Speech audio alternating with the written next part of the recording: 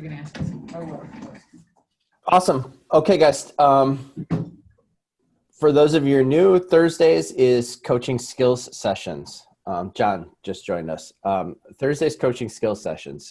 We specifically want a topic that we can give you some tactical things to take out and to help grow your business.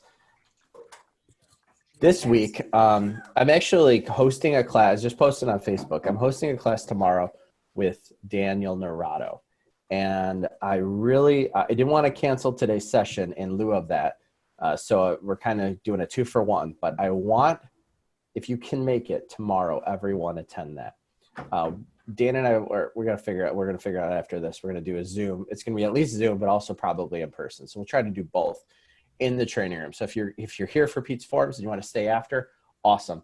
But we had a conversation at the ALC about what is most important for agents right now, right? Today's business. And we were hearing from a lot of agents that navigating multiple offer situations is tough, right? And I don't think that we can spend too much time talking about this. So both on the buy side of what to do, how to approach the situation, how to prep your buyer, how to put together your offer, how to submit your offer, how to communicate with the listing agent. And then on the flip side, you know, if you're fortunate enough to be on the list side, fielding multiple offers, setting your sellers up for success and getting the most amount with the best terms for them. Dan and I are going to be covering all of that tomorrow at 12. So hopefully you can join us. It'll be at the KW Advantage coaching link. So if you aren't able to join us in person, you can watch via Zoom. So that'll be about 12. So that took my brain power this week for a training. But I still wanted to have today's session. And today we're just going to do a mastermind.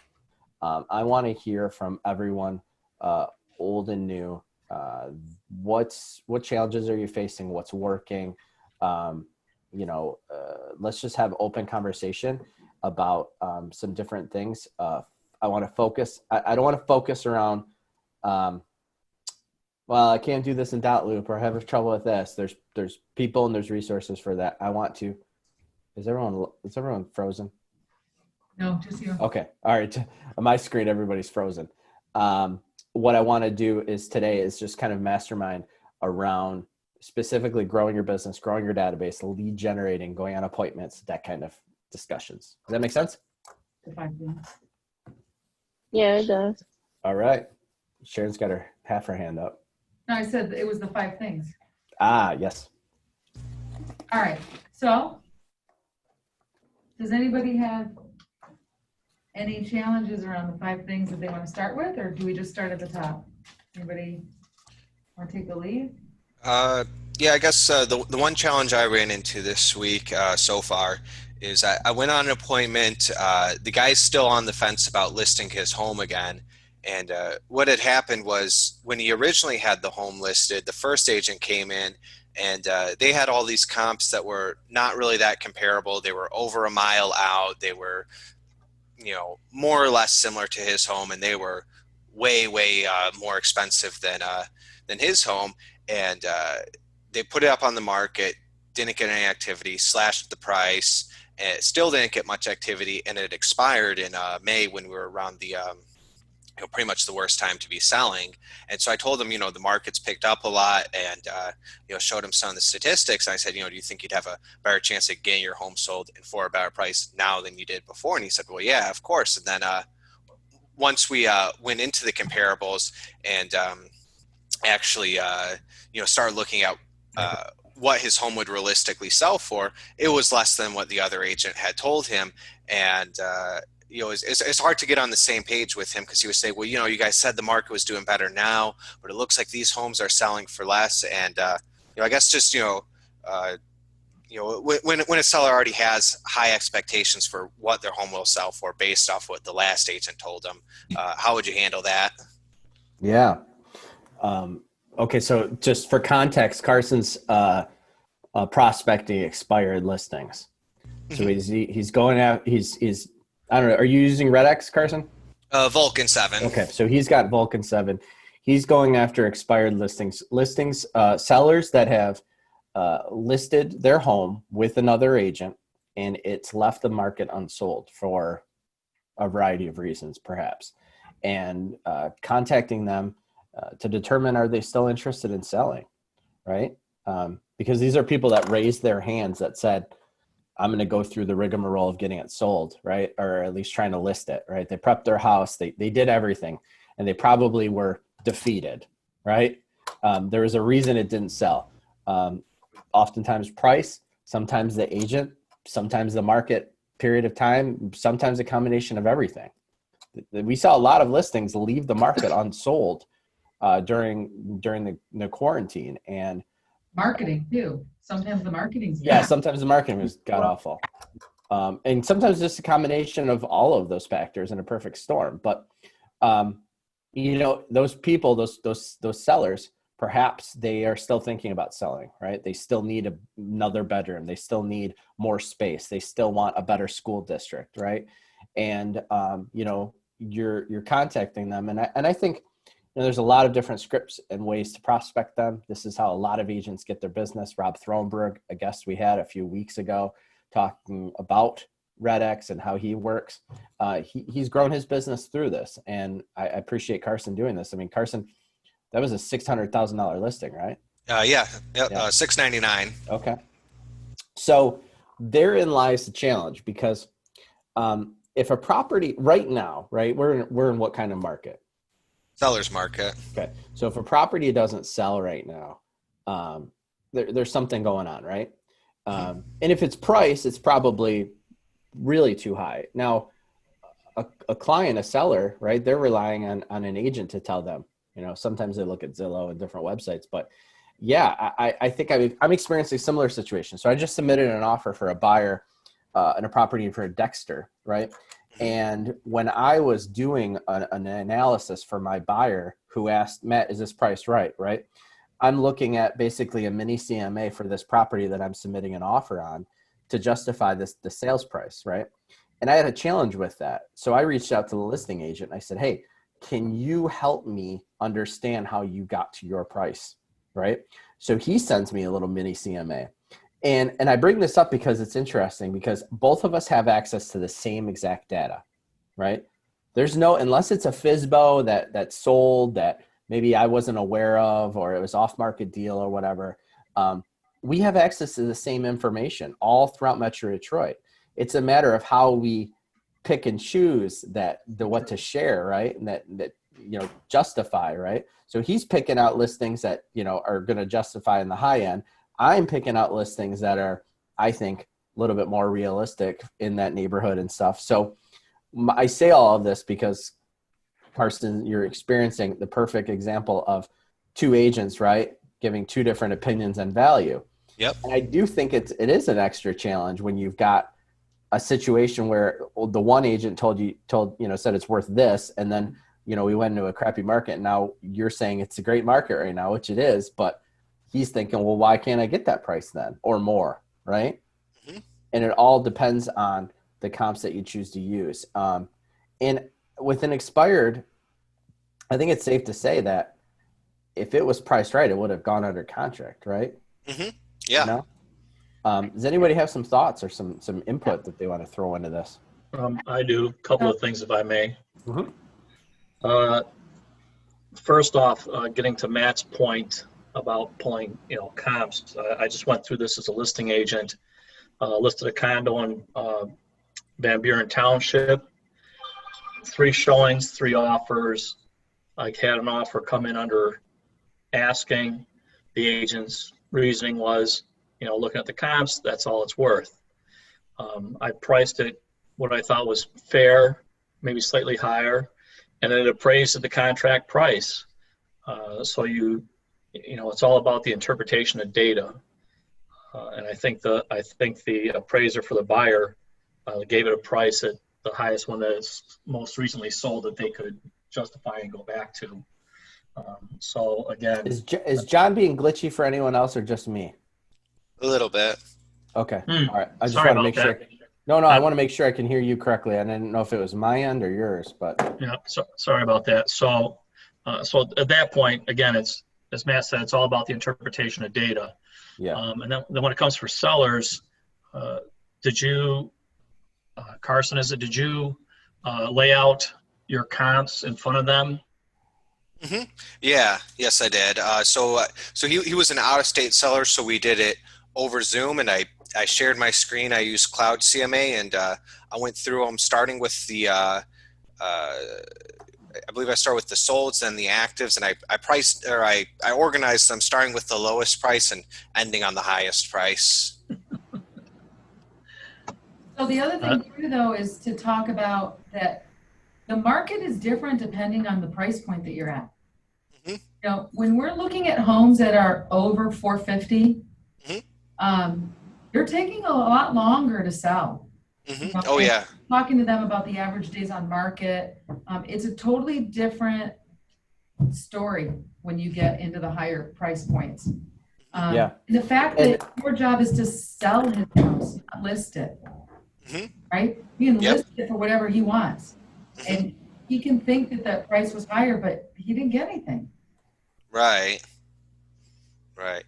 So would Sharon, if you were in that situation, would you have tried taking the listing at a higher price and just said, what do you think we should price it at? I probably would have, yes, but I would have put down like an addendum to the listing agreement. Would say something along the lines of, if we don't have an offer in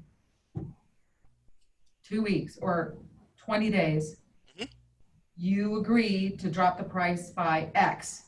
Like sign it in the contract now, so that you don't have to keep having that conversation over and over again. Right. So that he knows that you're giving him a shot, you're respecting his opinion. You're also on the record, right, of what you think it is, and see if he's agreeable to doing something like that. Because if you don't get it in writing, you're going to get stuck with him never wanting to drop the price, and it's going to expire on you too. Right. Carson, another thing that I did, that I've done is you can run comps, right? You can specify the date period. So you can run some comps right now that were the comps that you would have used if you went on that listing appointment, let's say in March, right? Yeah. So go back like from 90 days to a year and a half ago or something like that. Exactly. Whatever that period of time, because you could basically say if I was, this was a snapshot of this time, obviously anything that was pending then now becomes our comp that we're using now, right? Because it trails the market a bit. So and again, at the end of the day, I just think, listen, right now in today's market, we're not going to leave any money on the table, right? It's just, so if we do all of it, all of the marketing right, and we price it right, the market's going to speak, right? If we get a full price offer right away, great. If we get multiple offers, that's what we want to do rather than pricing it high and trying to chase down.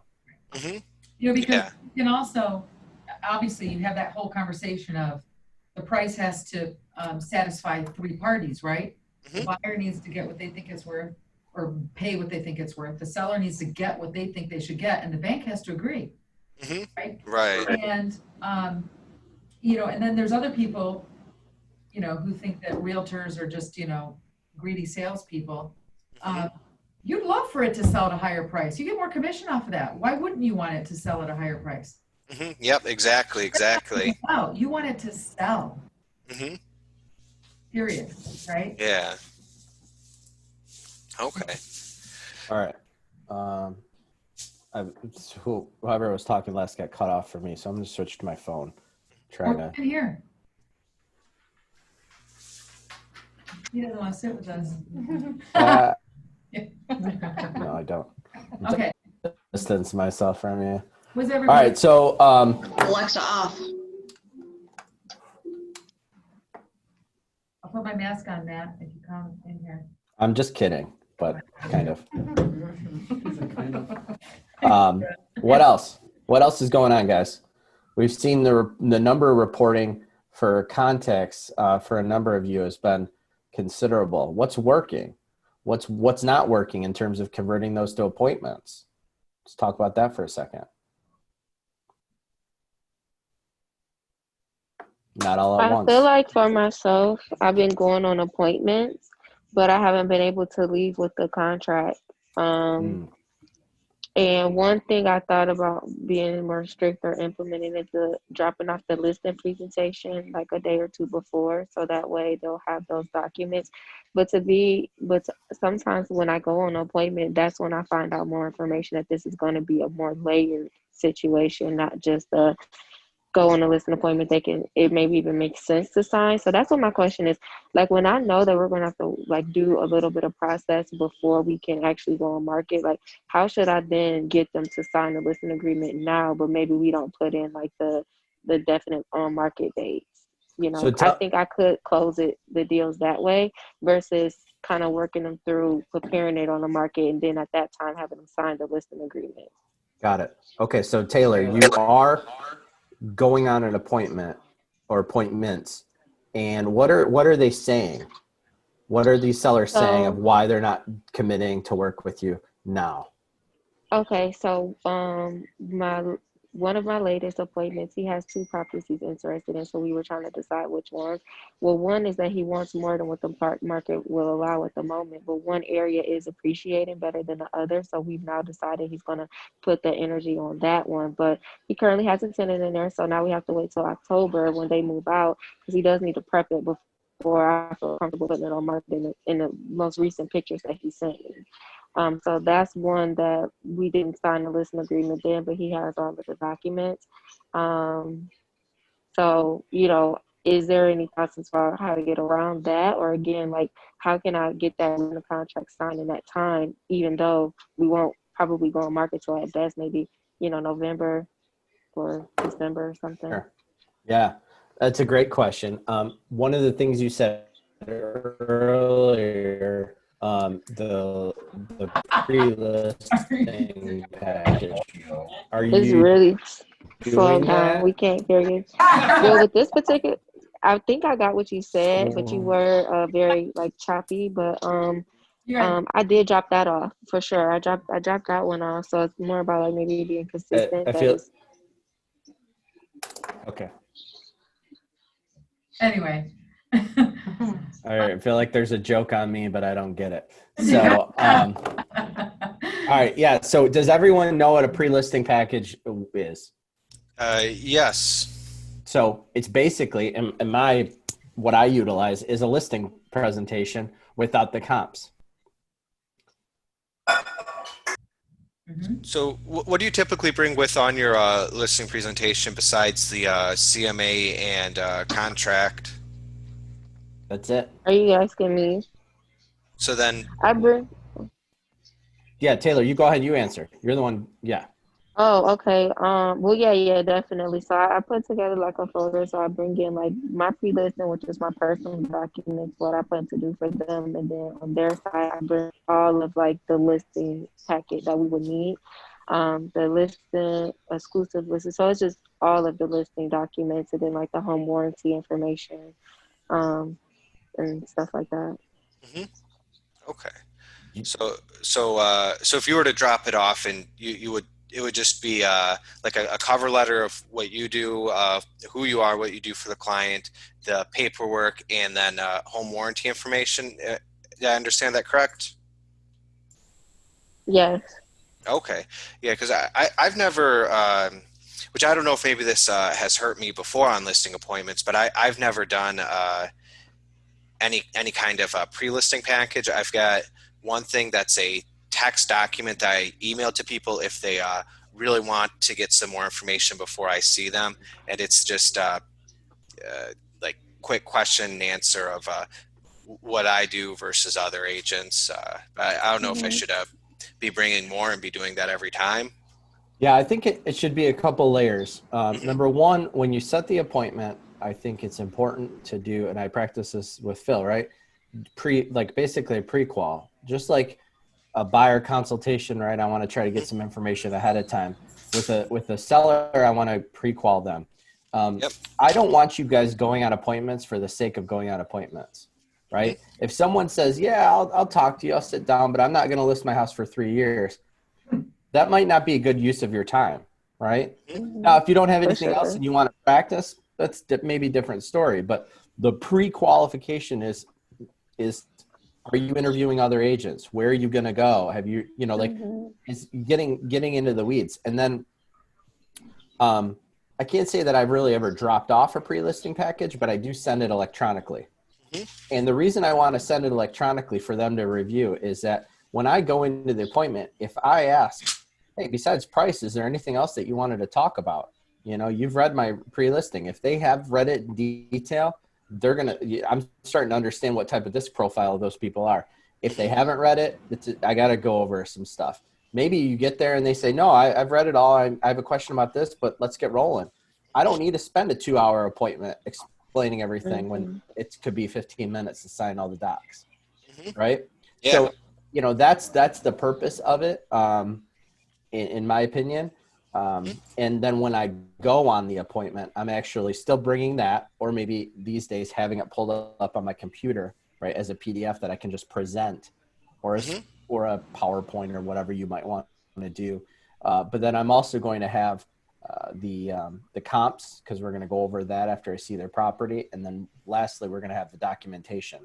Now, I like doing everything electronically, but I do like bringing a paper copy so that people can review it. Now, if they want to sign it and they're ready to go, I'm prepared. I'm ready to go. Right. But sometimes, you know, I want to leave it with them, but that's all I'm going to do. It just depends on the cadence of that conversation on what I uncover. All Okay. right? Yep.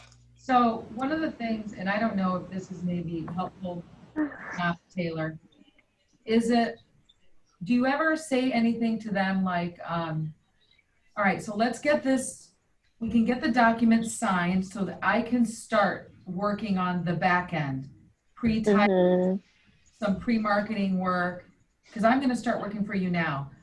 As far Right, as I like that. date, we could do it to be determined. We don't have to put an exact date, because I know you have 10 Okay. to get out and they have to clean it up. And I'm okay with that if you're okay with that, right? We can just put a TBD on it.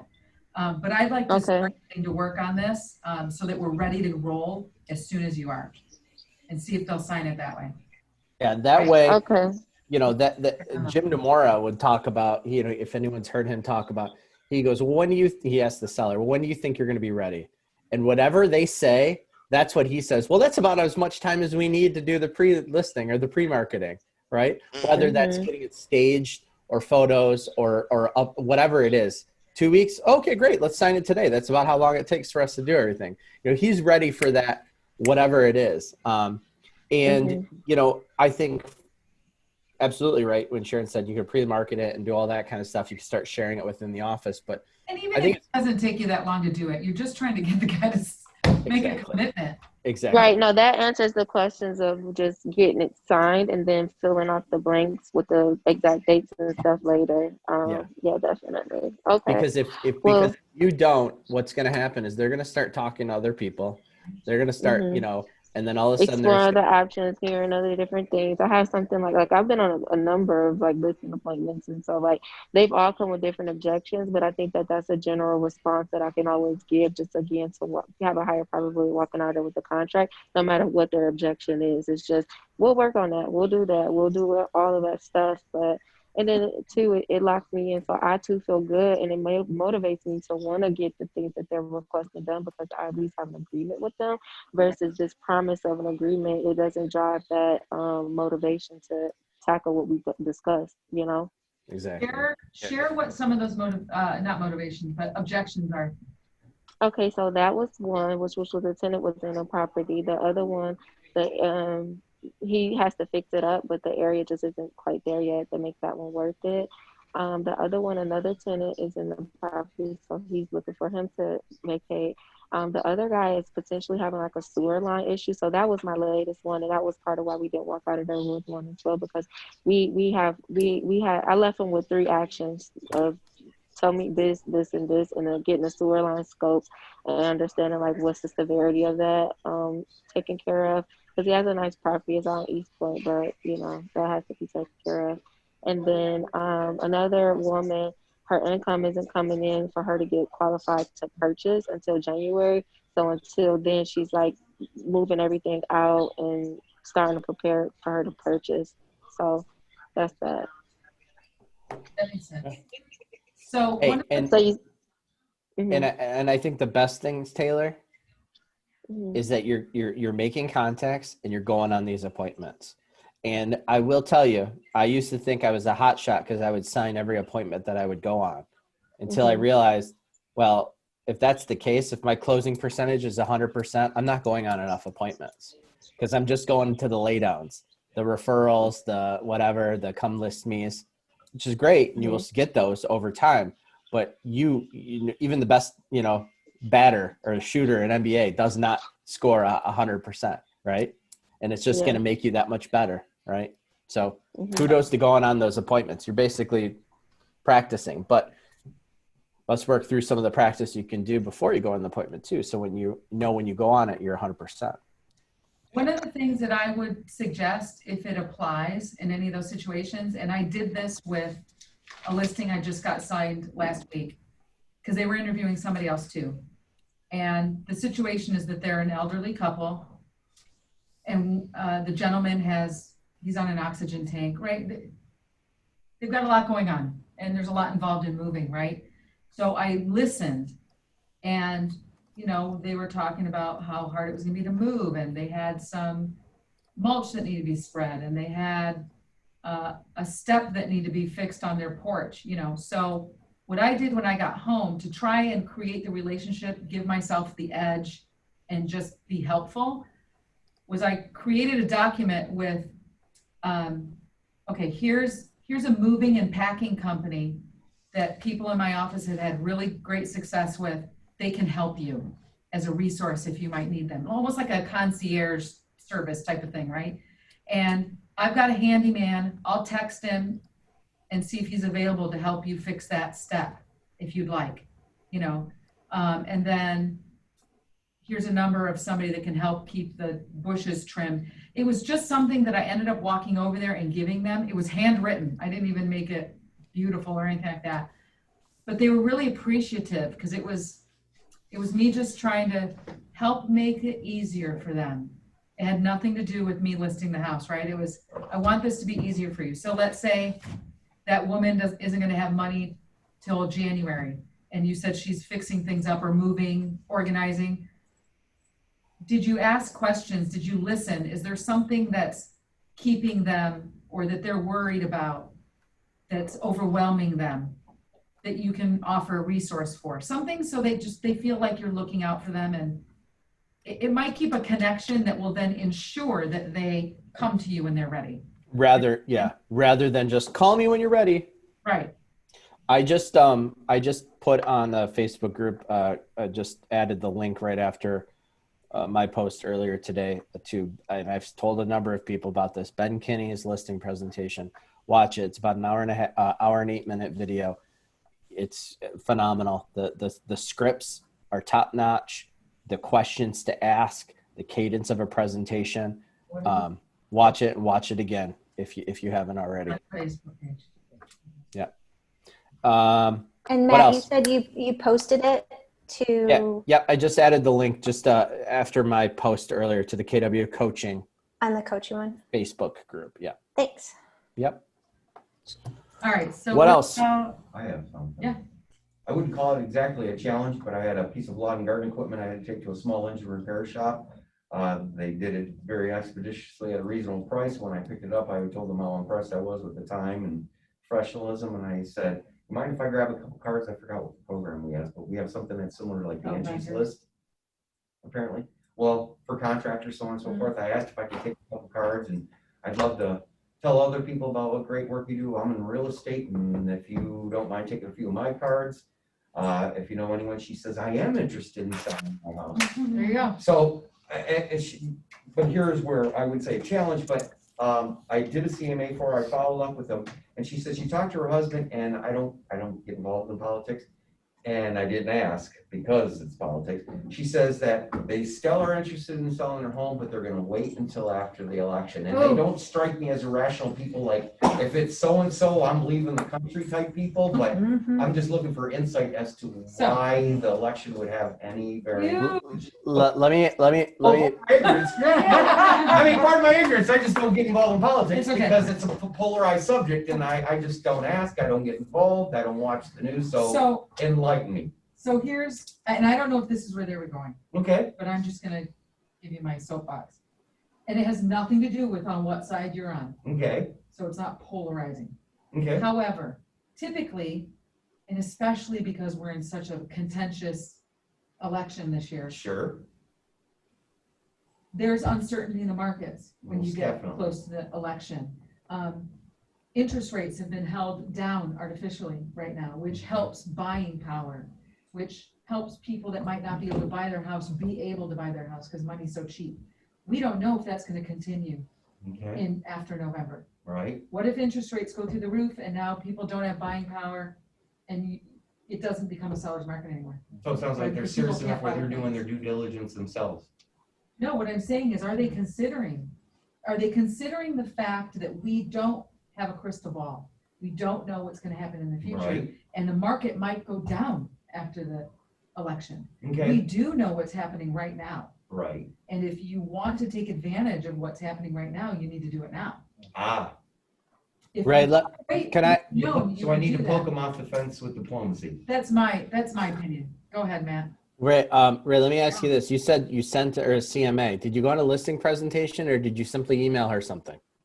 Well, I told her what would be the best to expedite that information, and I did email one, but then I hand delivered they're busy. It's a mom and pop, husband and wife operation. When I went to hand deliver it, she was in the middle of juggling phone calls and running back and forth to the back, and I didn't want to be like your typical bad salesperson and make like what I had to give them and look like a hard sell. I just kind of like waved to her, put it on the thing. She waved, she smiled, and she gave me the okay sign. And I'm going to follow up before the weekend. Let me ask you a question. Do you think that what did they fix for you? I'm sorry? What kind of machinery did they fix for you? A weed whip. I'm embarrassed I couldn't fix, but yeah. Okay. Did they need you to bring it in so they could take a look at it so they could give you a quote of what it needed? When I spoke to him in depth was the day I picked it up. Okay. But my question is, for that piece of equipment to get it fixed, were they able to diagnose it over the phone and tell you what it would cost over the phone, or did you have to bring it in so they could see it in person? I brought it in and gave them a litany of the issues. So how could you give them a proper evaluation of their home over the phone without just seeing it in person? You can. So, but that's what you can say to them. The same way you need to see a lawnmower before you know how to Okay. fix it and how much it's gonna cost. All I right. need to see your house. Right. I need to understand the condition of it. I need to see the neighborhood around you. Right? Well, I mean, And I do my due diligence. It's not the same as walking inside. Here's the thing. It sounds like what you're telling me though is that there's a disconnect between the husband and the wife. And when you go on a listing appointment, you need to make sure that you're presenting to all decision makers. Okay. Right? So you have the opportunity then to talk about it. So when they say, well, we don't know, we're going to wait till after the election. Okay, I can respect that. Let me ask you this. What is it about that makes you want to wait? They can self-discover. And you can ask, and then they'll say something. You seek to understand, because we have to understand that an objection and a condition are different things, right? A condition is, I can't do this because of this. I'm not 7 years out of a bankruptcy. I've got a tenant in the home that's not out until September 30th. That's a condition. An objection is an opportunity for education, is an opportunity for you to learn and to be able to overcome. Oftentimes I hear agents hear an objection and they think that's where it's ended, and very well may be, right? But it's also an opportunity for learning and education, right? So I completely applaud you for putting yourself out there and making those like business to business relationships, because that's absolutely where so many people have become very successful. And then furthermore, being able to get her contact information and provide a CMA. I want to challenge you next time to get the opportunity to set that appointment. Say, I understand you're really busy people.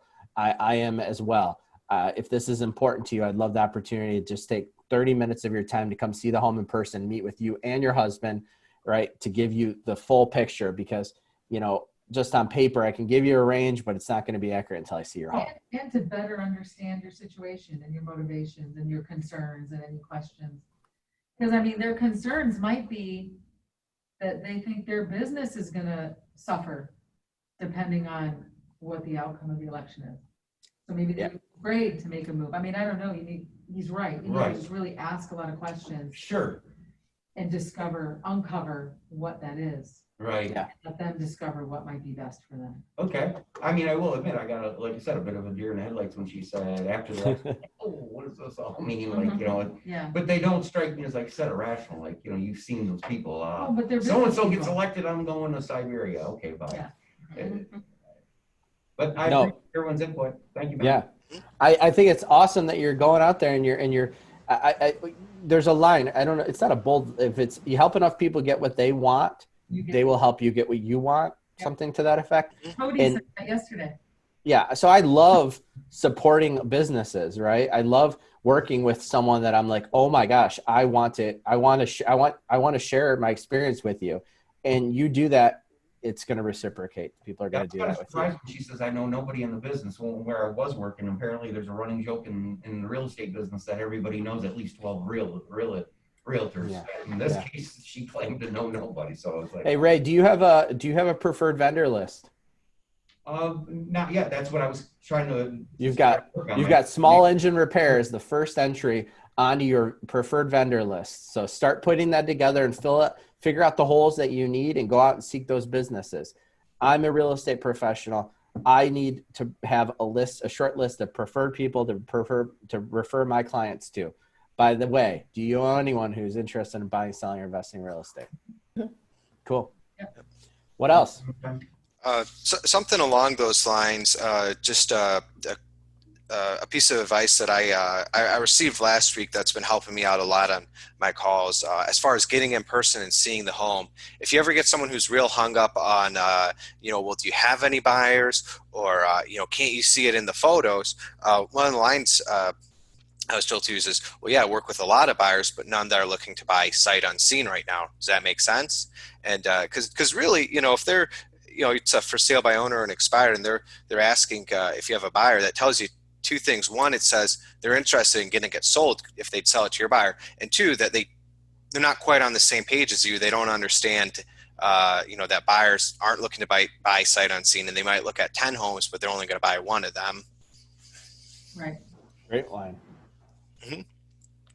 And then one more that you can always follow that up with is, say, well, are you interested in having my buyers see? And they say, well, yeah, of course. Then say, well, would it be better having just my buyers see the home, or having all the buyers in the market see your home? Yeah. That's a great line for a FSBO. Yep. For sure. Thank you. See, guys, that's a script. It's a short little one-liner, but it's a script. And the more of those that you practice and internalize, the easier it'll be muscle memory. They just fire off when you're talking with your client. So what else, guys? Michelle, how's your Plymouth listing? Well, whoever, I haven't met Sean, but Sean Smith in the office is showing that property like no other. He's showing like all his clients that property. So I'm hoping that we can put a deal together for him. He's like actually going today to show one more client the property and see if we can get an offer put together. Did he run a Facebook ad for it? I don't know. I mean, I've never met him, but he keeps sharing with me that he's showing it. So Good. commented last night that he's like, I should buy this house. So You should. so many times. We'll knock off 3%. You should, if your buyer doesn't want it. So. I can interrupt, but I've heard Matt mention Facebook ads on more than one occasion. Do you really think those are effective? I mean, for your advertising dollars? Yeah. I mean, I'm just curious because I never have. Here's Michelle or here's what I'll say to that. If it's for a coming soon or a just listed or an open house, where there's something appealing about the property, the home, the pictures, the location, the whatever, you're gonna get leads. You're gonna get buyer leads. You have to understand that many of them are gonna be crap, and you're gonna have to sort through some stuff. Sure. And many of them are going to be long-term nurtures. But if you're okay with that, listen, I need buyers in 6 months, just like I need buyers today. So and then there's the systems in place, the smart plans to be able to really make the follow-up, the long-term follow-up pretty easy. So for bang for your buck, I mean, I've invested in just about everything you could possibly invest in terms of leads. And I will tell you that, for the price per lead, right, I don't think that there's anything cheaper. As long as you don't have any sort of mixed thoughts that it's going to be just this overflow of buyers immediately ready to go. You're going to have to get people pre-approved. You're going to have to work through challenges. It's a long game, right? But if there's people doing it and people making a lot of money on it, can it be done again? Of course. Yeah. What else? Anything? Is anybody doing open houses right now? Megan is. Are you not, Yeah. have you not, let me ask you this, if you're not doing them, and that's okay, there's no judgment about it, but I'm curious, are you not doing them because you don't have any to host, or you don't feel comfortable with it, or maybe you have the limiting belief that people aren't going to show up for it? Nothing to host in my case. I'm sorry, Ray, what I was did you gonna do say? one this weekend for Lynette's. Okay. Oh, but it actually went under contract. So Tammy, did you have a comment? I'm sorry. I thought I heard Ray say something, but I couldn't hear what he said. Ray, did you have? Oh, I just said simply because nothing was available or I don't know that. Oh, okay, sorry. Okay. John Gittrey responded, nothing to host. Here's the thing, guys. There are plenty of listings to host. You just can't sit back and wait for someone to post and say, hey, is anybody available to host this open house? I got a text message from Safe this morning. He said, hey, your listing, Shelby Township, can I host it open this weekend? He went online. He looked at all the listings that are in this office. He saw one that was in an area that he wants to do business. He got my number from it. Of course, I already had my number. And he reached out and said, hey, it's a great listing. Can I host it open? That's the type of hustle that you need to have in this market to be able to utilize your time to list a good property. Here's the thing. If you sit back and you wait for a house to be posted, chances are it's being put out there on Facebook or whatever because a few people have decided they didn't want to host it, or that agent is sick of hosting it, or that it's been sitting in the market for a while, right? So good properties need to proactively be found out by you. You guys can easily see all the listings from this office. Heck, you can see listings from all agents in an area that you want to do business, right? Proactively reach out and say, hey, I would like to host your listing open. Just Saturday or Sunday available. Yeah, Phil. Yeah. Just ask. You can go and search all the listings by our office, and I haven't had any problem. I don't think anyone's turned me down when I've asked. I haven't done it in the last couple of weeks, but most of the summer I did open houses with no problem. Awesome. I did one for Sharon too, as a matter of fact. You just have to go out and find them, right? And for us that don't know where those listings are, where are they? Let me share my screen. Let me just do that right now. Thank you. If you go to the MLS, you can search on our office, and then it'll show you everything that's listed by that office. And I just go down the list in the areas that I want. If you also go on the Facebook channel for our coaching group, there is a video on there with a screen share of how to search for listings in our office, specifically for open houses. Hey, Right, Matt, so- the office number is 294086 for KW Advantage, 294086. 294. Yes. Phil, we're impressed that you have the number memorized. So you guys see what I just did? I'm in Real Comp. I go to search agent roster or office roster. I can do search name, or I can put in a result or a number, right? One thing to note, we actually have two agent office IDs.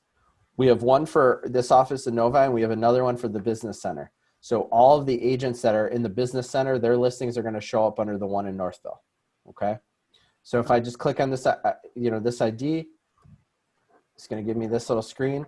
I can look at all of our office agents, but I also can look at all active listings. So this is all active listings out of this office. I can organize it by city. I can organize it by days on market, by price, whatever I want to do. I organize it by city. I look, there's all these Canton. Yeah. You could also, Megan just had a good idea. You could save that as a search on your home screen. Absolutely could. You could absolutely do it. So you see, I'm looking through here. I'm looking, okay, Chesterfield. There's all these listings in Chesterfield, or these four, this one's been on the market 7 days. I don't know. It's a vacant land. Okay, never mind. This one's a condo. This one's a house. Gonna sit out in the middle of the meadow. Yeah. Yeah. Hang out with the sign. So, you click on here and you look, okay, this one's Farmington, this condo, 2 days on market. Who is this? This is Tracy Wick. All right. This doesn't have right here. She may be hosting an open house, but it's not reported on here yet, right? You would see it right here if it was future scheduled. So I would call up Tracy. What would I say? Who would help me with this? Somebody. What I might say if I'm an agent that I want to host this open. I'd say, hey, Tracy, this is Carson with KW. I'm a new agent at the office, and I see you got a home listed up in Farmington. That's an area I work in a lot. Could I host it as an open house this weekend?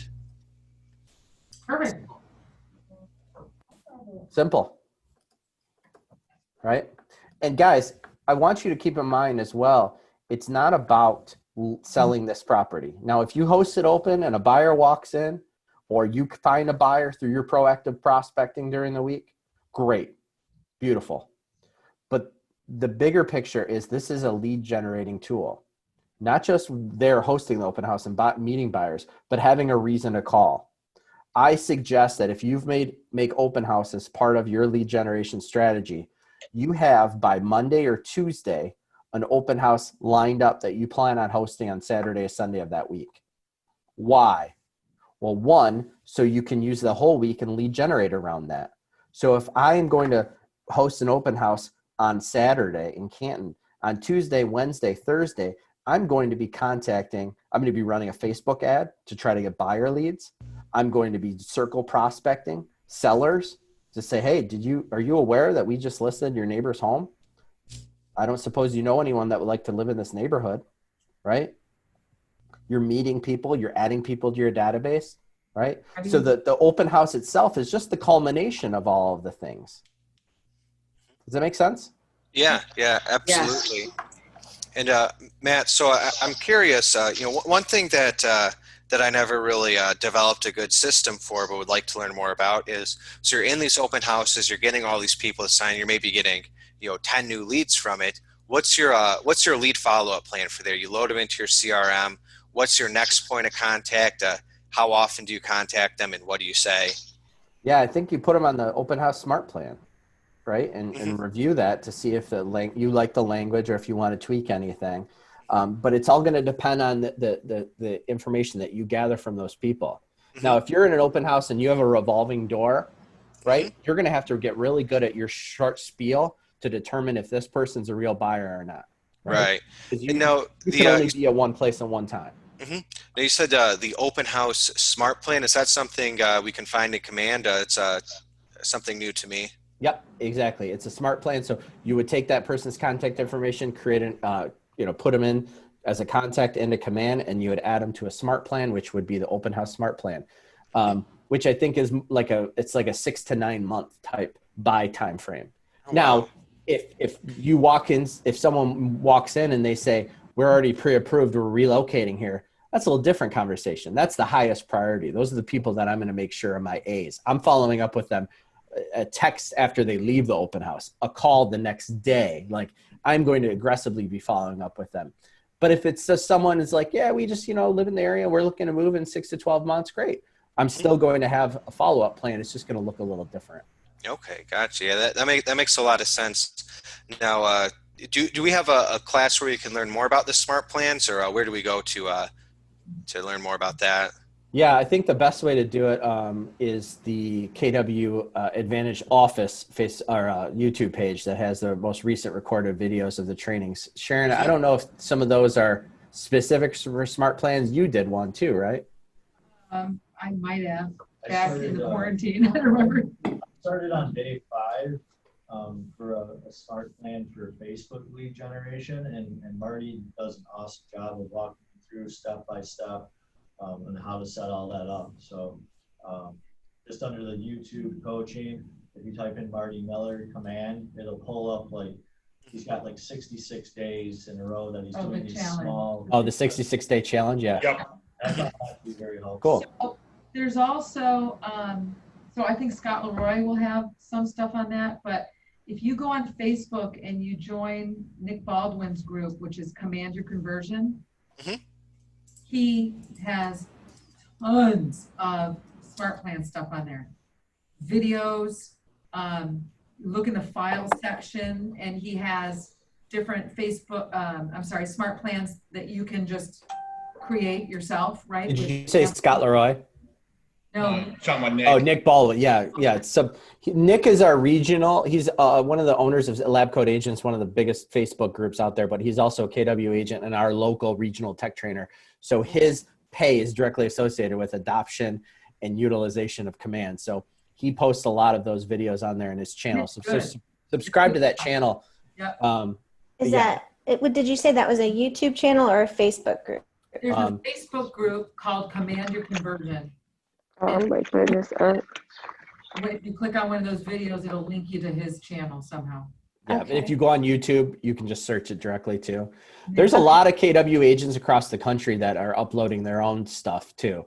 Yeah. So, like how to do a custom page on. I mean, there's on Command. Like there's a lot. It's almost overwhelming, but there are plenty of resources out there. So just start digging and looking.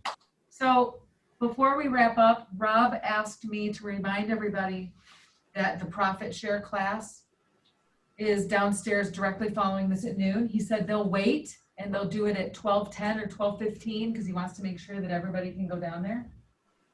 So I am cool. Hey, Matt. Yeah. I got a question for you in a minute. Sure. So right after this, you can virtual? I think you can plug in via Zoom to kwadvantagetraining.com. Or if you're here in the office, just go downstairs. Derek, what's up? Can you get a hold of Michael Pena? I got a hold of his team yesterday and kind of got to run around. They're putting a listing right down the street from me, and I was trying to get that to promote it.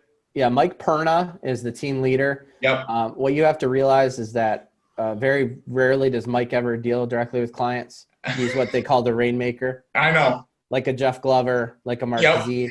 So if it's a listing that's coming soon or active, there's going to be a co-listing agent on that. That's the person you're going to try to get a hold of. I had talked to about 4 people yesterday. They kept calling me back, and they kept saying they had talked to Mike. Okay. Mike doesn't want to give just up. Wait. He might. I don't know. Yeah, I wanted to promote it on Facebook. Like I said, it's in my wheelhouse. I probably know everything about that house to begin with. I just wanted to promote it on my Facebook page, and I didn't want to do something that's without anybody's permission. I appreciate that. I don't think it would be a problem. Get someone on the horn and just say, hey, I need, I'm just give me the yes. I don't want to do this unrecorded, but I'm one to ask for forgiveness rather than permission, but. Look him up, get his email address, send him an email and just say what I'm doing and let him reply to you. Well, that was it. Thank you guys. No problem. All right, guys. So right now, profit share class with Rob. Tomorrow, Pete's Forms at 11. Daniel and I teaching that class at 12 should be a really good one. If you can attend in person. What's that? Did you guys find value in just kind of masterminding this hour and kind of talk about stuff? Yes. Did you appreciate it? Okay. Definitely. Absolutely. Yeah, Sharon and I's goal is to continuously provide value for you guys. So if you're facing an issue or whatever, you want to talk about it on an open forum, bring it up to us and we'll go into a meeting with it. But appreciate you guys. I'll see you guys tomorrow, hopefully, and get a weekend or get an open house to schedule this weekend if you don't already have one. You're already behind the 8 ball, so get one on the schedule. Go out and find one. All right. All right. Thanks, everybody. Thank you. Cheers. I got this lady's number.